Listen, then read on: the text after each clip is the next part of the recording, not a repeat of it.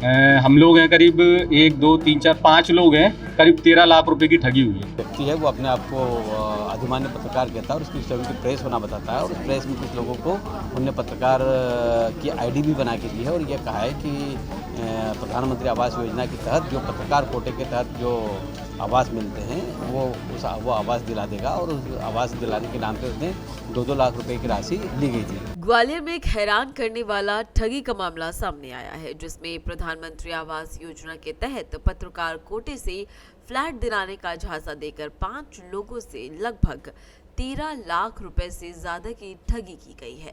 आरोपी ने खुद को पहले पत्रकार बताया, फिर लोगों को अपनी जाल में फंसाया।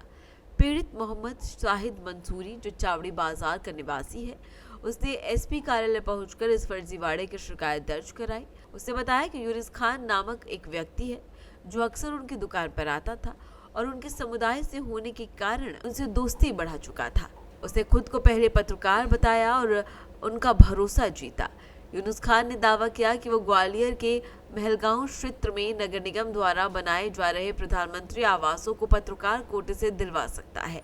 इसके बदले उसने 9 लाख रुपए मांगे, जिसमें से शाहिद से 2.6 लाख रुपए एडवांस में लिए गए।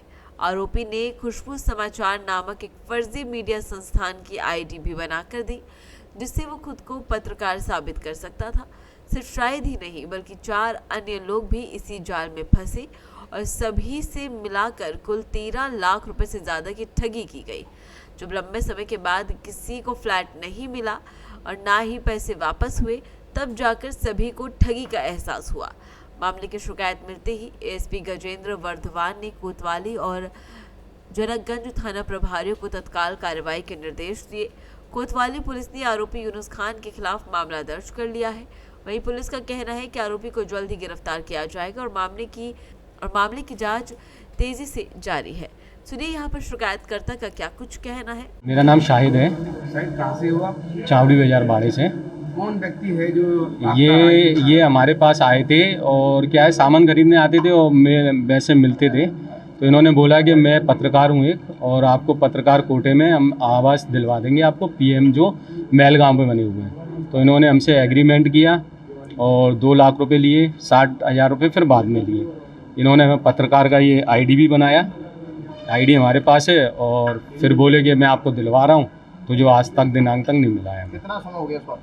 करीब हो गया 1 साल करीब हो गया है। क्या नाम था और उसका? यूनिस खान। यूनुस खान। तो क्या वो पत्रकार था पहले से आपके टच में था? अब वो प्रेस लिखा हुआ है उसकी गाड़ी पे और आता था और अपना कार्ड भी ऐसे ही दिखाता था कि मैं पत्रकार हूँ और आपको कोई भी ज़रूरत है तो मैं आपको करवा दूंगा, कोई भी काम हो वो करवा दूंगा, और आपको पत्रकार कोटे में आपको मैं आवास दिलवाऊंगा। और एक डॉक्यूमेंट भी पहले दिखाए थे जो मैंने लोगों को दूसरों को दिलवाए हैं, ऐसे ही मैं आपको दिलवा दूंगा। कौन से चैनल का नाम लेता था वो? ये है खुशबू चैनल, ये कार्ड है खुशबू चैनल। सिटी सेंटर का एड्रेस है, और जो हम फिर वहाँ पर सिटी सेंटर पे भी आए, पता करा, लेकिन कुछ पता नहीं चला। आज तक कुछ पता ही नहीं है कि पत्रकार है भी कि नहीं है वो। कितने लाख की ठगी हुई आपको? हम लोग हैं करीब 1 2 3 4 5 लोग हैं, करीब 13 लाख रुपए की ठगी हुई है। तो थाने में आपने शिकायत करी है इसकी अभी? थाने में शिकायत हम जा रहे हैं अभी, और पहले भी करी थी।